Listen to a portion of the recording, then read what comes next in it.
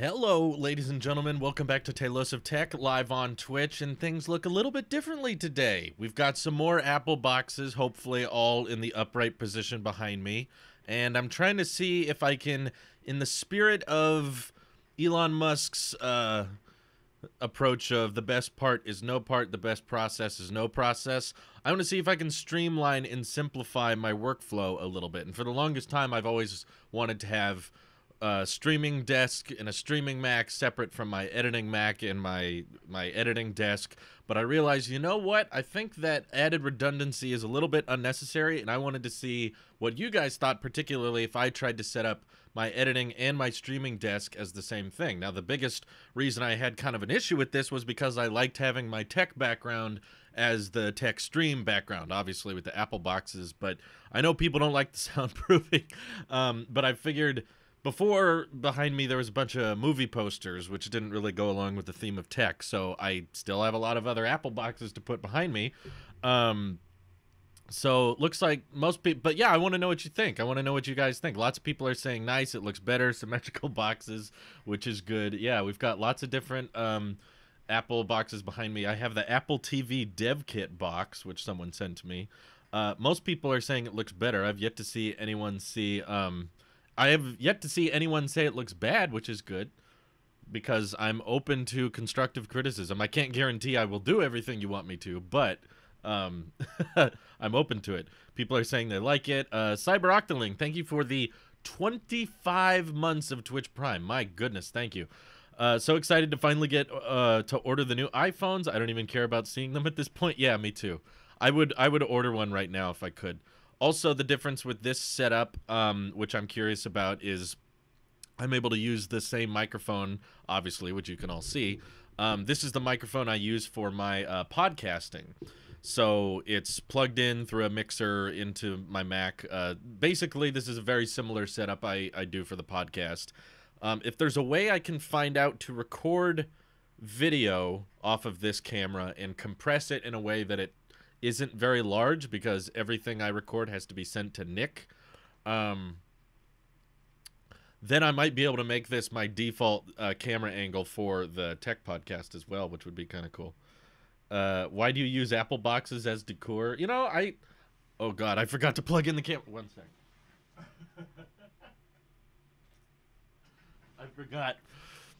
It needs power. I know. Now you're part of the void. I just set up the new camera. I forgot to plug it in.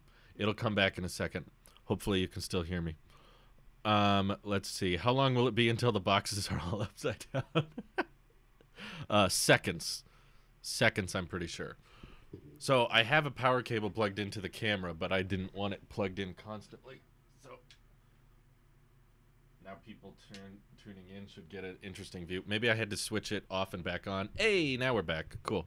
I'm using the same camera as before. It's not a different camera. It was just set up over there last time. Now it's set up on my actual desks. So you should be able to see me. I was imagining everyone tuning in, and the first thing they see is a dark frame. There's no visual, just audio. I like it. This looks pretty nice. Flawless loading. Streaming at 4K at 60. It's just completely dark, but still, we're back.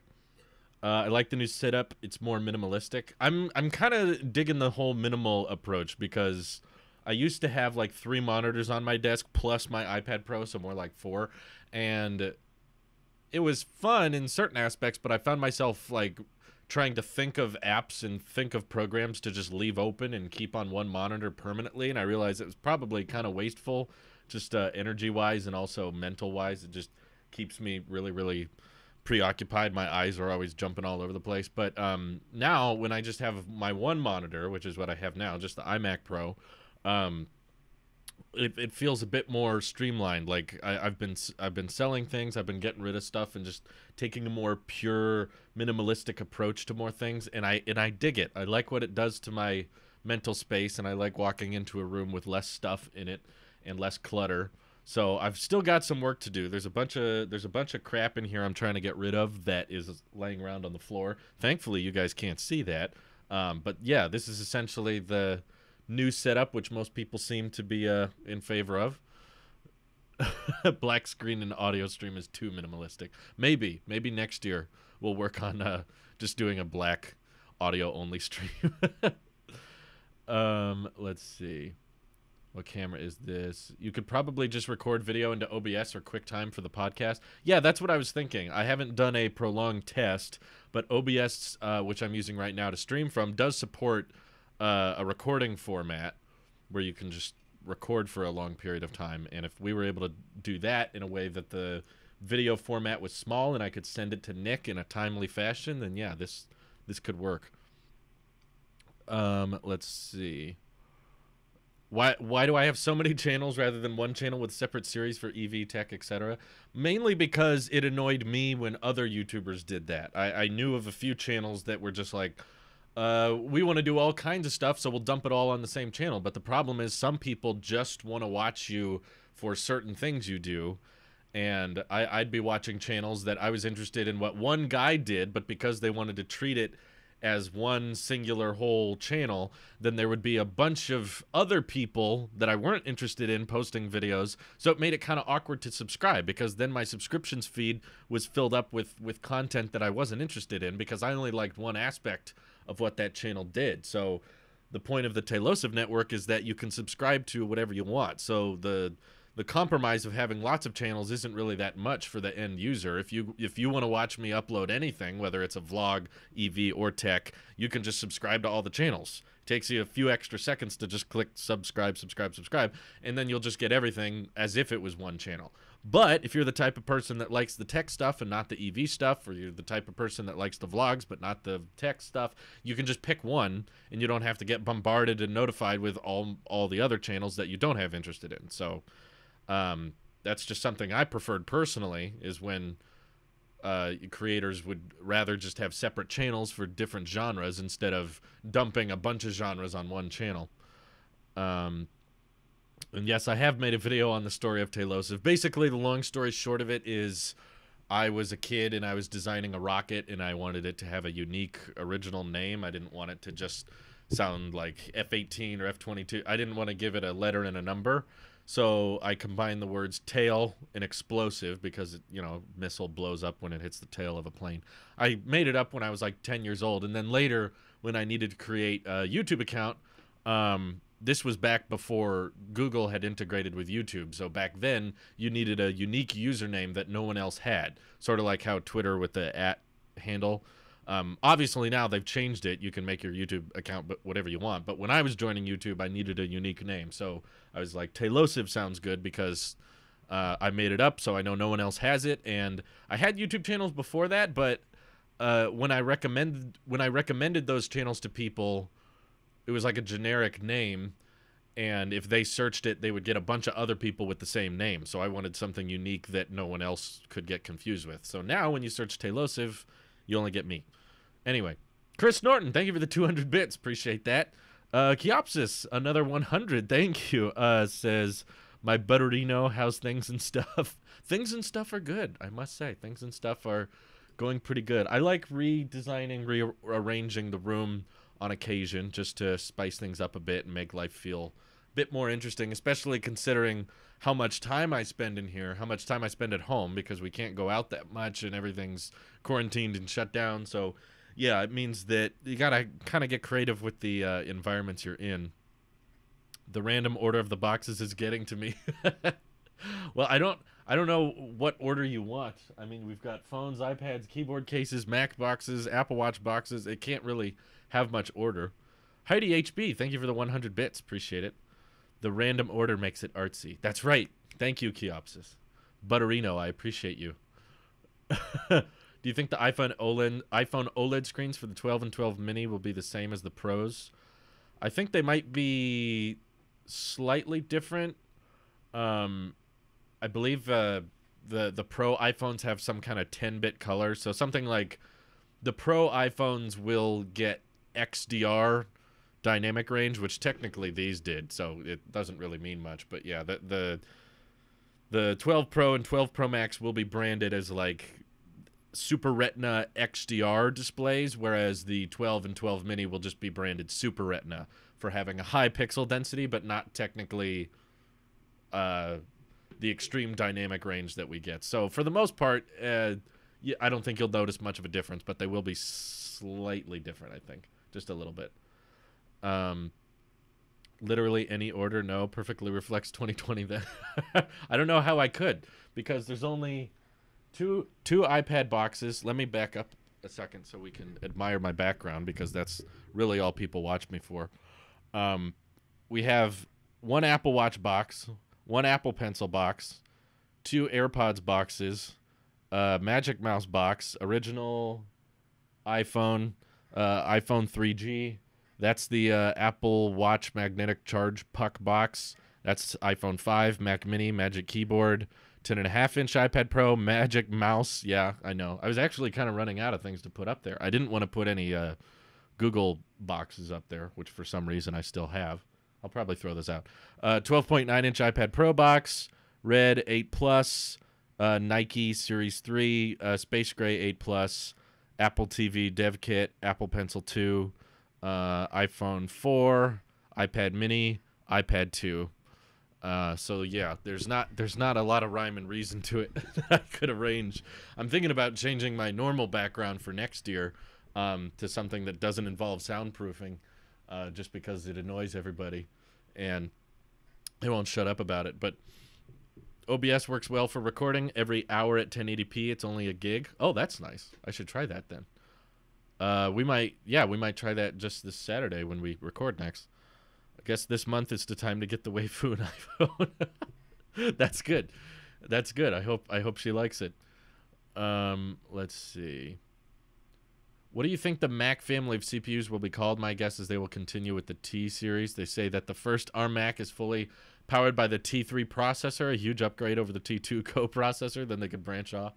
That's an interesting idea, Matthew. My guess is that they want this to be a different series, because the T series of chips has always been kind of branded as like a coprocessor and like a backup, like a security enclave type thing. Obviously, it's kind of a shot in the dark. No one really knows how they're going to brand it. But my guess is P for performance. Most of the letters people think of already are in use. A lot of people think M because it stands for Mac, but they've already had M series of processors for the Motion coprocessor. So I don't think they would reuse the same letter again. They haven't used P for anything, but it's for power, it's for pro, it's for performance. There's just a bunch of stuff I can see P standing for. So that's my random guess. Probably way off on that one, I know. But yeah, I don't. It's any letter you can think of. J. Why not the J series? You know, they'll pick something at random. R for really good performance. Hey, Kiopsis says, I dedicate this 3-month anniversary message to Drew in his future collab with Snazzy. I know. You keep asking us to do a collab. I don't know what exactly we could do. We've talked a lot in the DMs about random stuff when it comes to YouTube and EVs and all kinds of random stuff we've communicated on. We follow each other both on Twitter, so we have a few interactions, but I don't know what a collab would be about. He'd either have to think of questions for me, or I would have to think of questions for him, which I don't feel like either of us have the time for, but thank you for the Twitch Prime. Appreciate it. Do you think Touch ID will come in iPhone SE since they will reduce the notch and it will not have space to house those sensors?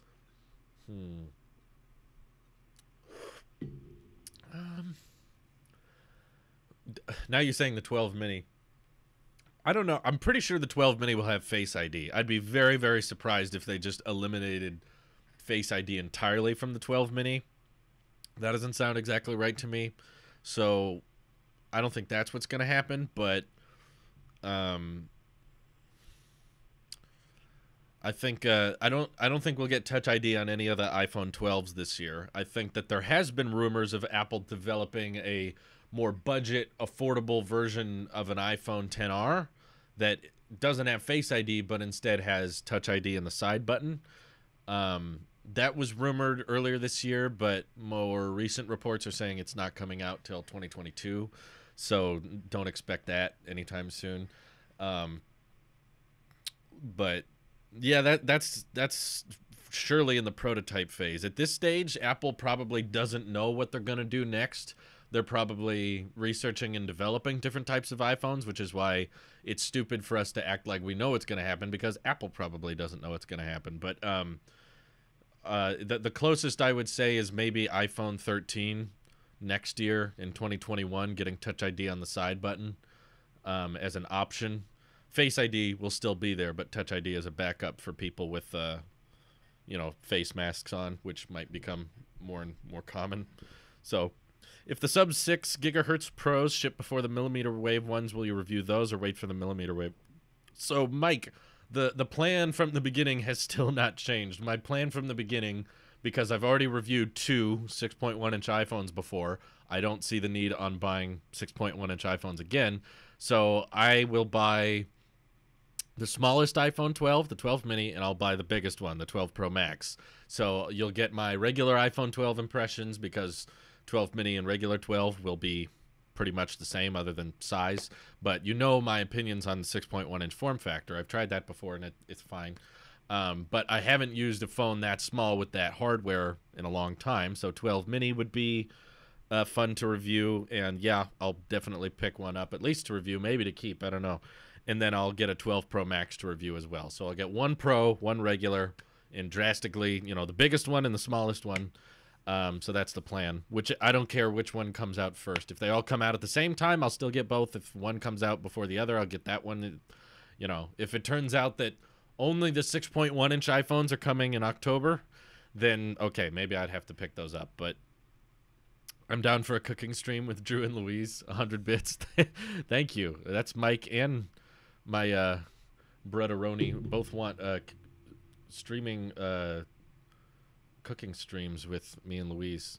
The problem is I'm terrible at it, so I don't exactly know what I would do, but maybe we'll do that.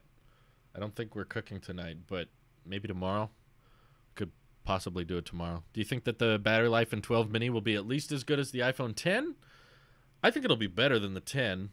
I'd be actually pretty surprised if it was that bad. I think that the A14 chip is going to have a bunch of power efficiency benefits with it. So my guess is the 12 mini will have the same battery life as like the 10R or the 11.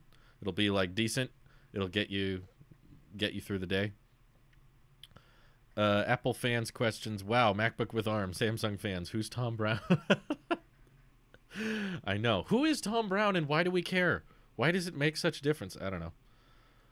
Cookies make me hungry. Actually, I think we might make cookies tonight, but I know that she doesn't like being on camera, and she doesn't like working after typical work hours, which live streaming might be considered work for her. So I don't know.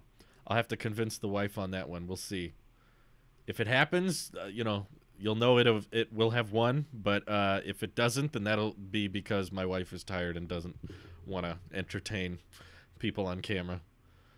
Tom Brown do got them 3 stripes though. That's true.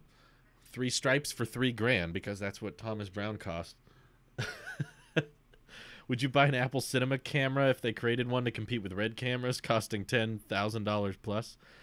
No, because I don't really see the point in spending that much money on cameras. I mean, for one, I think Red is overkill for anything you do on YouTube in the first place. I'm a big fan of Blackmagic because they actually produce very high quality cameras like this one where you can get great visuals out of it, and you could record Netflix grade shows on Blackmagic cameras. There's very small differences between the image difference you can see in a Blackmagic versus what you can get on a Red, but the video people and the pros and everything will act like there's these massive differences, but the truth is I don't think most people notice. I think it's a cinemaphile thing, that like super techie people who get way into cameras act like, oh yeah, red is super noticeable. It really isn't, in my opinion. And Blackmagic's, all the great ones are sub $10,000. Most of them are sub $6,000, and Red is decent when you're filming something that's going to be viewed in like IMAX or in like the movie theater. Maybe you need that kind of resolution, but even Blackmagic now is selling 6K cameras that are less than $3,000. There's a updated version of the camera I'm using right now. For those who don't know, this is the Pocket Cinema camera, 4K. which does 4K at 60. I've recorded a ton of tech videos on it. It's amazing. It looks great. Battery life is a little short, but for someone like me who's typically filming inside next to an outlet, it's fine. So that's the only reason I would recommend getting something bigger than the Pocket Cinema, is if you need battery life to last a lot longer. But you can buy more of these. The batteries that go into this thing are pretty cheap, so you just have to remember to charge them all up. But they have an updated version of this Pocket Cinema camera that can do 6K resolution, and I believe it's a EF full frame mount, and it is only like $2,500 or something. So I don't know why anything you film for the internet needs to be higher than 6K in the first place. Kiopsis says, this camera discussion is interesting. I wonder what Snazzy thinks. Allow me to DM Snazzy Labs. If only I could easily add people to my Twitch stream. I think I can if they're a Twitch partner, but all of the tech community doesn't do much twitching. We need more twitching out there. You eventually plan on going back to an office setting like before? It's not, I mean, this is an office, so it's kind of an office setting, but I get what you mean. Like, go back to what Drew did in late 2017 and all of 2018, where I had a big studio that was separate from where I lived. I got to admit, when I needed to move out of my parents' house, because that was the first reason I got an office, was just because there was no Wi-Fi where I was born and raised, at where I was originally filming, the attic, as a lot of you guys remember. There was basically no Wi-Fi there. I was uploading everything off my phone's hotspot, or I was driving to my friend's house and uploading there. And I was just recently becoming a full-time YouTuber, so the first 3 months of me being full-time on YouTube, I didn't have stable Wi-Fi, which was pretty crazy. Like, the whole channel was counting on Verizon Unlimited, and at the time there was no, like, down throttling after a certain amount of hotspot usage. They've since changed that, and if they would have changed that while I was stuck at home, I would have been in real trouble. I would have had a hard time uploading and live streaming. But originally I needed to move somewhere, and I was not, you know, I've never been that financially wise before I was married, at least. So my first impulse was, yeah, I got to find a place to rent. That's what people do in college, and, you know, that's what everybody does. So I'll find a nice, cheap office space to rent out, and I'll work out of that. And so I found one, and it had good internet, so I could work out of it. And then the landlord wanted someone else to go there, so offered us a good deal on a bigger place that was still more expensive. But for the amount of space we were getting, it was a pretty decent bargain.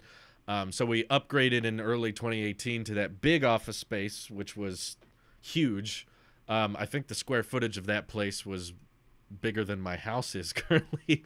But the truth is, after using it and owning it for, well, not really owning it, but you know what I mean, utilizing it for over a year, I realized that most of the space was not being utilized, and there were several rooms of that big office that were just sitting doing nothing most of the time, and I'm paying for all of that. So, I mean, someday I might go back, but my point is it's not high on the investment list right now, just because the channels have been doing great. Thank you, by the way. I appreciate all of you for your Twitch Primes, your donations, and just even those of you who don't donate, just those of you who watch help out a lot just by sitting through those cringy, annoying ads, whether they're on YouTube or Twitch. And it's helped me out a lot, and it's also taught me in the past couple of years now that my background and what is behind me while I'm talking doesn't have a great impact on my channel's performance. We've had the best performing views and the best performing videos all take place since I've moved out of that office.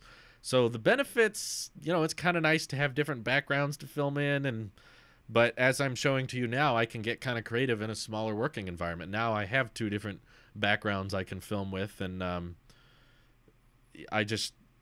it's a lot of money, which is not something I take for granted. Like, you guys have been immensely helpful and supportive in watching me, and I'm very grateful for that. And I never want to just assume that you'll always do that, or assume that, you guys will pay for it. I can afford to blow my money on these expenses because someone will donate, or enough views will come in, enough of you will watch. Like, I really never want to assume that.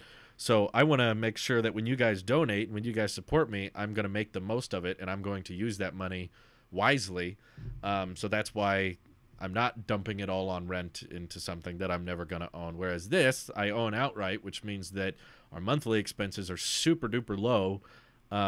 because we bought the house and paid it off. So yeah, like I think this is better because it means that I can put money aside and start working on passive income so that I don't have to do sponsorships and I don't have to worry about making sure everybody donates or making sure everybody makes sure to click the like button, because for me, I don't want the job to be all about the money. I mainly want it to just be fun, because I want to make videos that people want to watch and have a good time interacting with you guys. So as long as we can find ways of getting the money requirements out of the way and we can develop passive income to the point that I don't need YouTube to survive, I could continue making videos without YouTube, which we're kind of at that point now, honestly. If YouTube crashed and burned, I would probably just become a full-time Twitch streamer. So, yeah. I watch you for the content, not the background, although it's nice. Yeah, you just got to put a price on it. How nice is a different, bigger background, you know? You could sit in a white room, I would still watch you. Thank you. I appreciate that. In fact, probably more people would watch me in a white room because there would be less distractions on upside down apple boxes and all that. Let's see. I remember that blue office. That's where I trashed Drew and later loved him. Oh, thanks. I guess. How much do you think the HomePod Mini will cost? My guess is $179. My prediction, which could be totally off because we really don't know much about it, is to slice everything about the HomePod in half. So it's going to be 50% the size. It'll be half the size of the current HomePod. It'll be about 50% as loud, which Mike can attest as a recent HomePod owner. HomePods get very, very loud. So if you had a cheaper one that got half as loud, I think it would still be fine. There's very, very few times I actually play my HomePod at 100% volume. Same with the Google Home Max. At around 50%, it's already loud enough, and you probably never want to get louder than that unless you're trying to annoy your neighbors. That's pretty much the purpose of getting louder than that. And the HomePod is great. It's just pretty overkill for the price. And so my prediction is $150 on the price. It gets pretty loud, and you can still set them up as a stereo pair and everything, and it'll rock the A10 chip just because they're still using A10 chips in the iPod Touch, which for some reason is still in production. But yeah, I think that's they're gonna be their goal with the HomePod is to reduce everything by 50%. Mike says confirmed. HomePod Mini is a sliced in half HomePod like the Willy Wonka office. Good idea. That name's taken says, wait, what happened to the metal Talos of Tea, the one that you threw the iPhone at? We still have it sitting in the garage somewhere. It kind of ended up rusting, and it took a lot of work to hang it in our last house, and it only ended up staying there for a few months. So when we moved into the new house, we were like, do we really want to hang this thing up? I know it looks cool, but honestly, like, for one, I'm almost always standing in front of it in all the tech videos we had it in, or it's out of focus and blurry in the background. And it's a lot of work because it's heavy. That metal tee, it's like there's two different ones. One of them is like 5 different pieces, which takes forever because each one of those pieces requires 5 screws and giant magnets that hold it against the wall, and you have to find studs to drill into. And same thing with the one-piece Talos of Tea, which we were like, hey, it's one piece. It'll be easier to hang. But it's so dang heavy and sharp. It's frankly pretty dangerous. It's a very heavy object, so you have to find really stable studs to drill it into. And because we had just drilled it into our rental, our landlord was okay with it, don't worry. We had just drilled it into our rental and then ended up moving out of there like 3 to 4 months later, so we pulled it out again. We weren't in a big rush to hang it up afterwards. We were just like, oh my God, all this work. So it's basically sitting in the garage. I still have them. They're not gone, but they're very rusty, and they don't look great right now. So they're out there. I still have them. I don't know. I don't really have any intention on hanging it up or anything just because I don't want to deal with it. But Rasta Music, thank you for gifting Dexus Emp gift sub. That was nice of you. That costed money. Why would you do that? Anyway, thank you. That stereo pair HomePod setup has bumping bass and great sound. It does. It does. I love it. Let's see. If we're going to get a new HomePod, I hope we get a major Siri upgrade soon. You know, I hear a lot of people saying Siri needs a massive upgrade, but they're not always listing what. They just keep saying Siri sucks though. Siri's stupid. Like Siri can't do anything. Like what? List things. Say something she can't do, because all the basic stuff I need a digital assistant for, Siri does fine. And I use Google Assistant and Siri every day. Well, Siri needs to I want to be able to ask Siri what a dolphin sounds like, and for Siri to tell me. Google tells me what a dolphin sounds like. Everyone just says Siri needs to be better, but they don't really say how. Honestly, I think that if they just made a good sounding speaker that you can control with your voice, that's enough. It doesn't need to, you know, it doesn't need to know how much fat is in an avocado in order to be a successful smart speaker. $150 is my guess. I could be wrong. Apple oftentimes end up pricing things much worse than I think. So realistically, let's say I'm wrong. Probably $200 would be pretty worst case. I would be surprised if it was more than 200. That would be pretty bad. Why don't you do ads? I mean, it should increase your income substantially, I assume, and I honestly don't care if you do have them. Well, that's one person. And there are a lot of people that watch the channel that appreciate that there's no ads, including myself. Because working with sponsors and having to tell people that you should get a product because you have been paid by that company just sets a different level of relationship, I think, with content creator to viewer.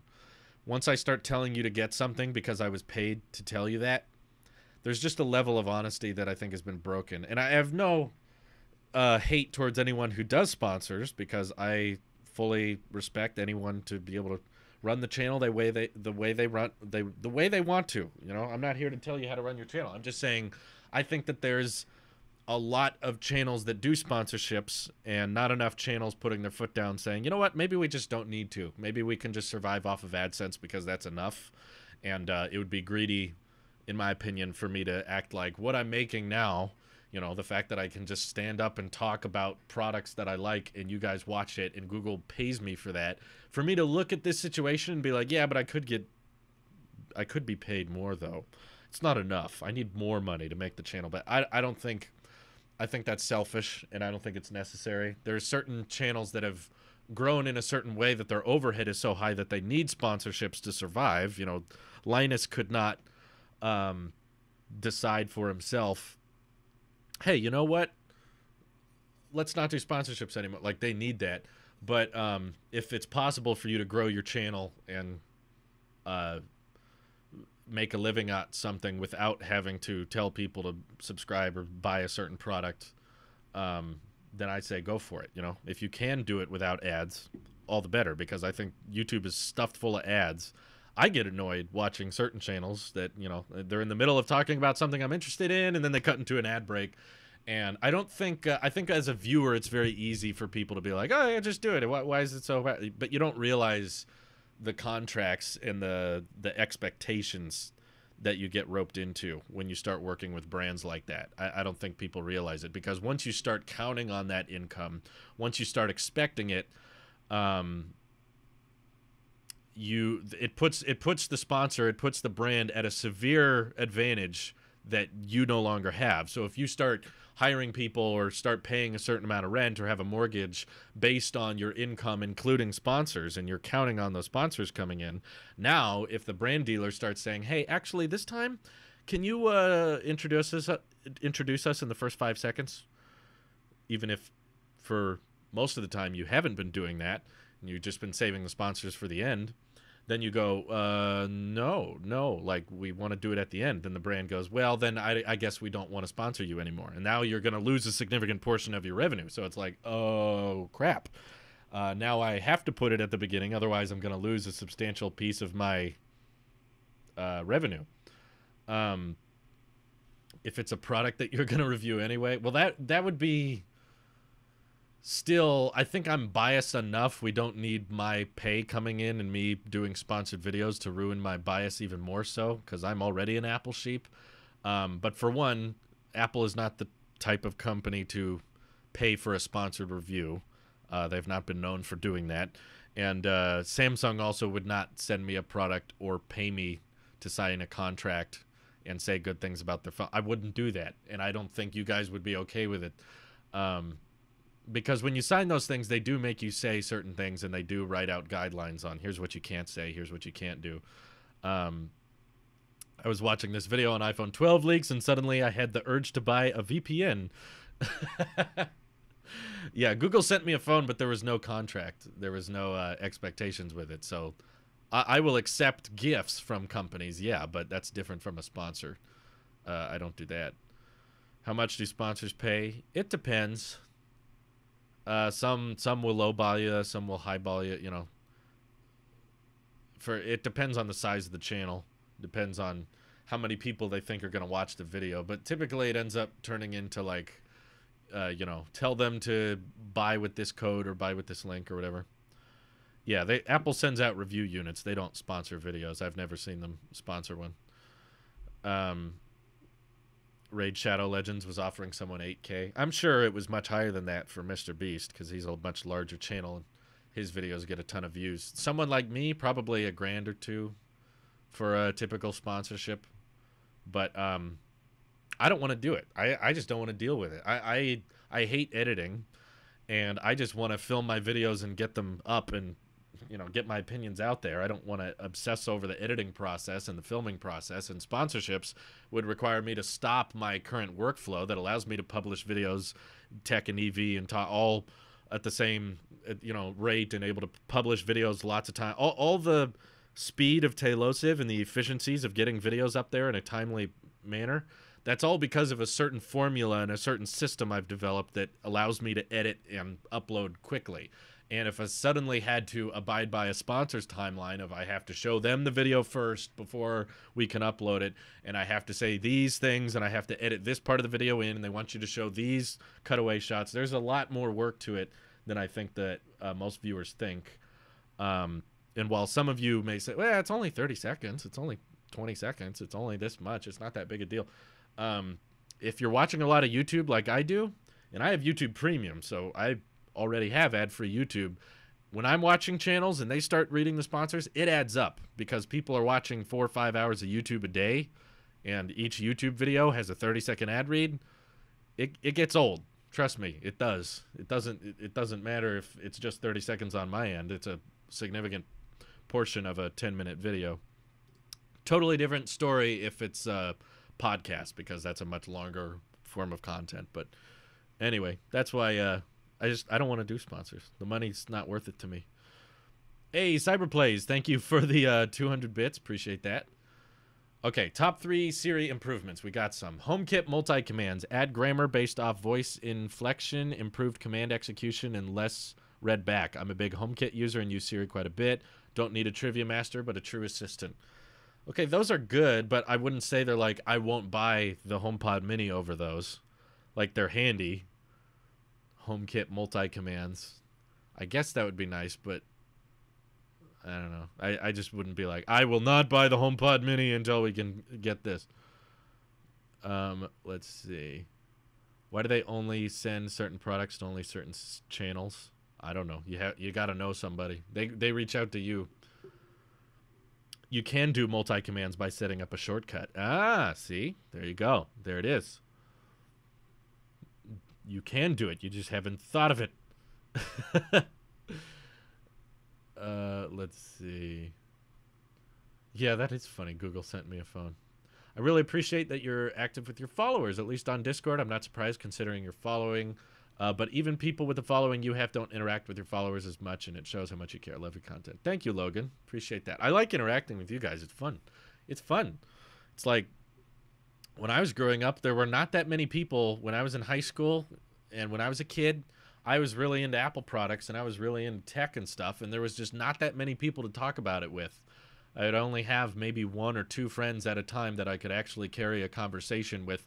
Oh, did you see the new announcement today? And did you see this new iOS change? And I would try to get other friends excited with it, and they just didn't share the same enthusiasm that I had. So yeah, now the fact that at a moment's notice I can basically consult and get opinions and interact with hundreds, if not thousands, of people online is amazing. So I'm just a designated nerd at this point. I'm amazed that someone pays me to do this. That's the crazy thing for me. There's not a lot of people in my personal life, I can say, that are as into tech as I am, or consumer tech like Apple products. But the fact that I'm able to find lots of people like you guys out there that are interested in it too, and we can bounce ideas off each other is really fun. I love it. So I don't need to get paid more, and I don't need to shove ads in front of your faces just so that I can have more money. I think I'm overpaid, to be honest with you. I know not that many people on earth say that, but I genuinely believe it. I think I get paid more than I should. So I'm going to assume that every paycheck is my last, and I'm going to make the most out of each one. Cyberplace, thank you for the 17 months of tier 1 sub. I guess for both Apple Sheep. Yeah, thank you. Yes, trying to talk to tech with people in real life is like pulling teeth. Mike says, people in college called me the Tesla guy. I didn't care. They're paving the future of transportation before our very eyes. I agree. I'll remain excited, but I have a hard time getting other people excited, that's for sure. No, Drew. Siri can't say the exact coordinates of the White House. Proof that Bixby is superior. I wouldn't be shocked if Bixby ends up being, like, canceled in a few years. Didn't Samsung used to have a music streaming service that they ended up destroying or getting rid of? Wasn't it called, like, Milk or something? Milk Music? Like, I forget what it was called, but they've removed the Bixby button off of Samsung phones, which I'm sure that resulted in Bixby tanking like a rock because that was the only time they were actually using it. And then I also read recently that the Bixby Vision thing they launched a few years ago, where like you could open the camera on a Samsung phone and Bixby would detect things and show you where to buy them online. They just got rid of that feature. So I'm seeing over time like more and more Bixby stuff getting phased out. So I wouldn't be shocked if in a few years they just end up getting rid of it entirely. They just dropped the Bixby AR stuff. Yeah, they did. And the button. Let's see. Had an investor for the lab I was working for tell me about the Tesla battery problem and how they're doing it wrong and they need to make the packs removable. I was like, I think they know what they're doing. They did try to make the packs removable and they figured out it didn't work. They tried to do it with the Model S and realized how impractical it was, but yeah. I think it's safe to say that like the random people we know in our social lives probably haven't done as much research or as much thought as a company that has been actually building and scaling batteries and electric vehicles for like over a decade. Almost a decade. They probably know a little bit more about it than we do. Probably. Just saying. I trust the Tesla engineers a bit more. Let's see. Did the Galaxy Home Mini ever come out, or are both of them still vaporware? Yeah, I don't know if that ever came out either. It's so weird how people just forgot about it. Like, we did not forget about AirPower. People still talk about it to this day, even though Apple was like, hey, by the way, this is not happening. It's not coming out. And every day people are like, does the new Apple October event have AirPower in the background? It's there. And I'm like, oh, God. Guys, do you think Apple's going to kill it twice? What more confirmation do you need that something isn't coming out? Ugh. Let's see. Another 100 bits from Chris Norton says, how long have I been subscribed? I don't know. 22 months? You have the 1.5 year badge. So yeah, you're a 22-month subscriber. You're going to get the 24-month badge soon. Thank you, Chris. Everyone's so supportive. Logan says, I appreciate the community here though, because I'm highly intrigued with Apple Tesla, and the r/Tesla Motors and r/Apple Discords are too saturated and toxic. The last one is a huge issue with the Tesla Discord. It can be depressing to new users. Yeah, I've heard that a lot too. I'm pretty much only active in my own Discord, but I've heard the same thing, sadly, about a lot of those bigger ones. It's like when someone off the street goes, Apple should make a holographic folding phone, and you're just like, it's not so simple. You think it is, but it's not. They had S-Voice many, many years ago and recently killed that, so Bixby may end up in the same grave. That's true. Oh my God, I forgot about S-Voice. That was a thing. Samsung is like that one friend who thinks they're good at something when they're really not. They had Samsung commands in 2008, S Voice in 2012, then Bixby in 2017. All of them are terrible. All of them have failed. To be fair, I don't think that Bixby is terrible. I just think that not that many people want to use it, and it's a crowded market for digital assistants. We already got Alexa, Siri, Google, and because of that, people are like, yeah, there's not room for another one. Cortana somewhere in there floating around. Samsung Fold 2 seems to get old really fast. For me, it did. There's still like 3 people online that will always bring it up in on my tweets as much as they can. I will tweet about something completely unrelated to foldables, and they'll be like, that's nice, but my Z Fold 2 is much better than whatever you're using right now. Oh, Cyberplays asked thoughts on Razer card. Tell Wyatt. If you scroll back in the tech channel of the Discord, we had a whole conversation about it. I posted screenshots from Wyatt. Basically, Wyatt is convinced that Razer stole our idea because we came up with that, I think, when the Apple card first came out. We were like, what if Razer made a credit card that lit up? And that's exactly what they did. It didn't light up the way I wanted it to. I wanted it to have like RGB lighting around the edge, and this one just, the Razer logo lights up green whenever you make a transaction. I'm not exactly sure how you charge it. No, not like a transaction. But you know, where does it get the energy from? I don't know, but the benefits on it seemed average, not great. 1% cash back everywhere and 5% back at Razer. So I guess if you buy a ton of Razer stuff, it makes sense to get the Razer credit card, but I don't. So maybe Wyatt will get it because he buys a lot of Razer products. Chris says, we like supporting you. I enjoy your video. Oh, good. I'm glad. Well, if you guys keep supporting, I'll keep it up. I'll keep making them. And maybe even if you stop supporting, I'll keep making them because I enjoy it. Charging your credit card. Lol, that's a new one. No, I charge my credit card every month. Just kidding. It's a charge card. Wah, wah. You gonna watch the presidential debate? No, not really. I don't have anything to watch it on. And I don't want to be depressed all day, so I don't. If I was trying to get depressed, I would watch the news, but I'm not trying to get depressed, so I won't watch the news. I just bought this nice fridge. Well, that's cool and all, but check out my Z Fold 2, peasant.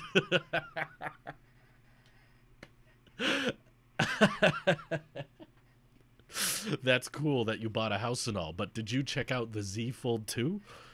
It's a folding phone, unlike any other. I still don't see an average consumer reason for folding phones. Business, possibly. There's supposed to be a new ThinkPad coming out that's folding, not to mention Surface Duo.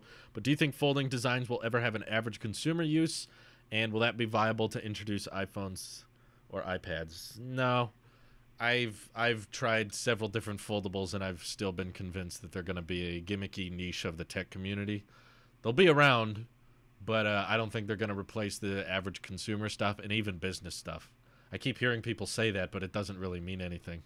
Well, for business, what does the business demographic need on their phone? That's the same argument BlackBerry used. BlackBerry was like, well, iPhones are fine, I guess, but BlackBerry's for getting work done because it has a keyboard. It's like, nah. Most high-class business people I've ever met have iPhones. I'll just be completely honest. I've met a lot of, you know, at different social gatherings and different public gatherings I've been to in my life, I know a lot of people that run businesses or are fairly successful, and they all have iPhones from what I've seen. Or they have a Galaxy or something, you know, something standard. I don't see the business class buying different phones from the average consumer. Let's just put it that way. People make up arguments as to why the business market would make use of a folding thing, but I don't think it's not really that popular of a thing. If you want to get work done, you pull out a bigger screen, and if you want it to be compact, you just get the latest iPhone or the latest Samsung. Yeah, Elon Musk has an iPhone. I'm sure Mark Zuckerberg, I think, has a Galaxy S10 or something, and Bill Gates, I think, uses a Galaxy S phone last I checked, or something like that. You know, they don't have to buy exclusive niche products just for the fact that, well, it's for business, it's for getting work. Businesses, they'll pull out their laptop if they want to do something more productivity focused, but for the most part, yeah, use your phone for the basic stuff, and if you want to have more screen real estate, you pull out a laptop. And I think foldables are constantly trying to find this middle section. They're trying to find this genre, this platform that's in between phones and tablets, and I don't think it's there. I don't think there's much demand for it, even if they do iron it out and make it cheap. I don't think there's going to be that many people that actually want it in the first place. It's just going to be a fun for the tech community. But Adiata says, business people use MacBooks in my university. I see so many business students use MacBooks. They're just common. They're just like, if you want a laptop that's simple and works and built well. Apple started taking enterprise customers seriously around 2013. They pretty much single-handedly killed BlackBerry and Windows Phone. I don't think they were targeting enterprise precisely. They just wanted to have the best phones, and that's pretty much still where they are. And enterprise people and people in the business class also would like to have the best phones, so that's why they buy iPhones. And because of software and ecosystem compatibility, I think that's why a lot of people aren't interested in however good Android is or whatever hardware is available on Android, because it doesn't have iMessage and it doesn't run iOS, which is what they're used to, and they just don't want to budge from that.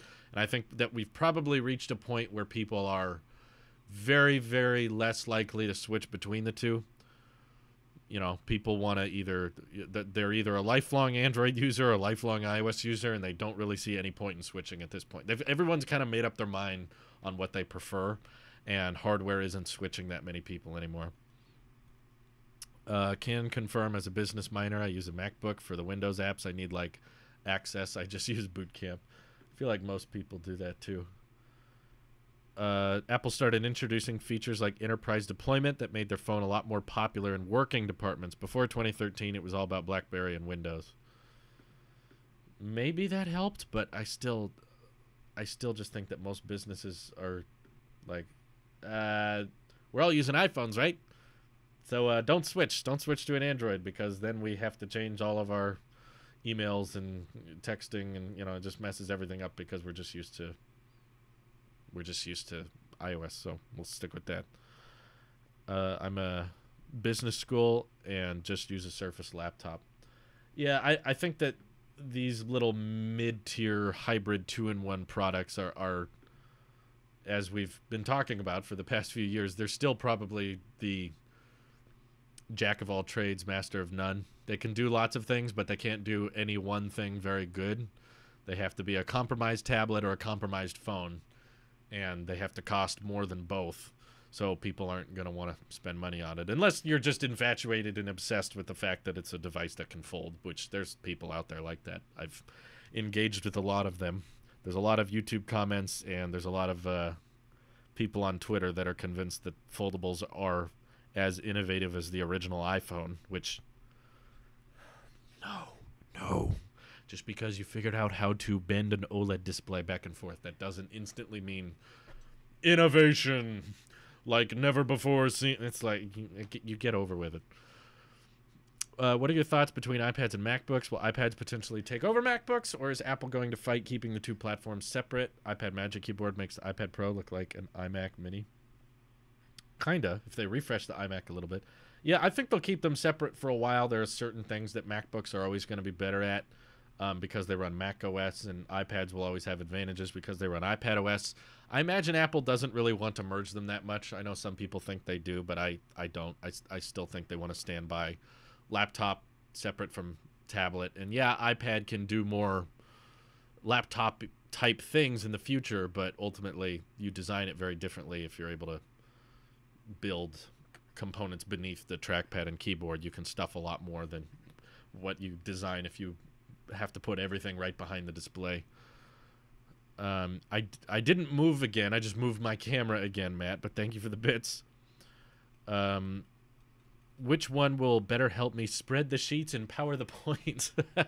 Right. Another thing that makes Apple more popular in the enterprise is that they are a lot more secure than Android. Even President Obama used a BlackBerry up until they gave him an iPhone. Our current president uses an iPhone. Yeah, but I wouldn't go off of the faith of our current president that much. But yeah, I know. iPhones are pretty secure. That's true. The line between iPad and MacBook will become even thin following Apple Silicon on both in future OS updates. I do agree the line will get thinner, but I still think it will be there. I don't think they will merge the two completely. Power the points. Where does iPad go, though? It seems like they would keep advancing it till it becomes a laptop. There's a bunch of catch-up the iPad can do. I mean, the more entry-level iPad... I mean, next year we're getting the iPad Mini 6, which will have a liquid retina display and Touch ID in the power button, and iPad Pros next year are getting mini LED, so updated colors and stuff. So I agree that the iPad is kind of peaking, but I don't think the solution is to just turn it into a iPad that can suddenly run macOS. I don't think that's the solution. They're going to keep thinking of more use cases and more things to add to the iPad hardware and making it thinner and durable and better hardware and better biometrics, and you know, there's all kinds of directions they can take the iPad, but I don't think the solution is merge it with the MacBook. Yeah, Trump thought the home button was better than the swipe. I remember that. iPad Pro is nice, but it's nothing compared to my Z Fold. Of course. The all-new touchscreen keyboard that can't fail. Oh, God. So now we're introducing the all-new digital keyboard with no buttons. I used to want that, but now how Apple sells and pushes their external keyboards on the iPad, I know it's not going to be a thing. I just know it. This is another question. If Steve Jobs was still alive, would he have already killed the Mac?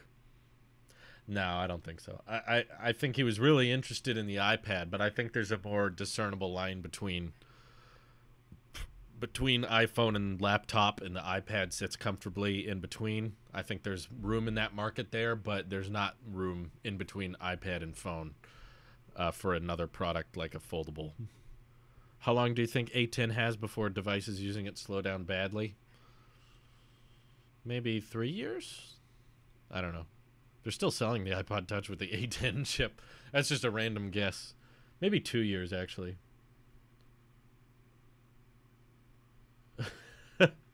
I don't know. A10, though?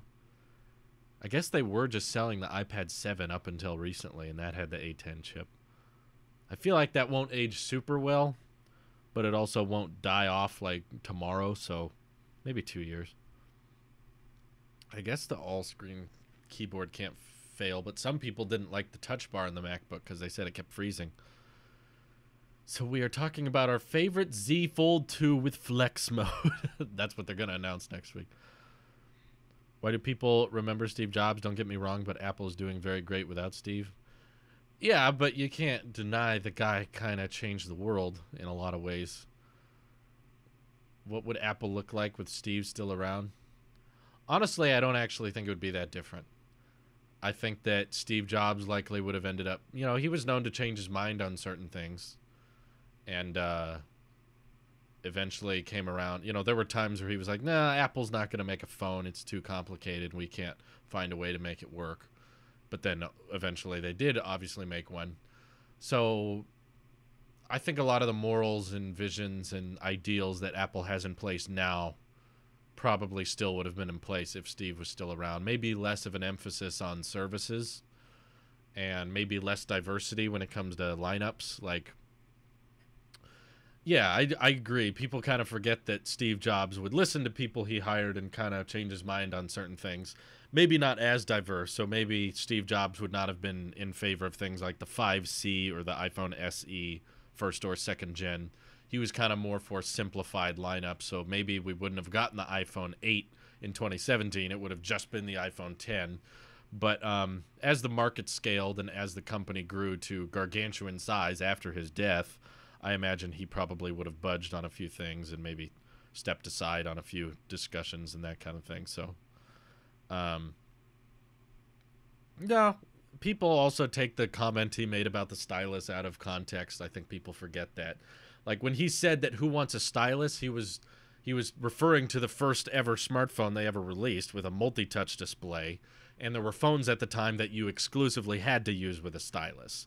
And in context, he was saying, you know, we don't want a phone that you have to use with a stylus because, you can just use your finger and that's better. I don't think he meant that, therefore, you can never have a stylus on an iPad which you use for drawing.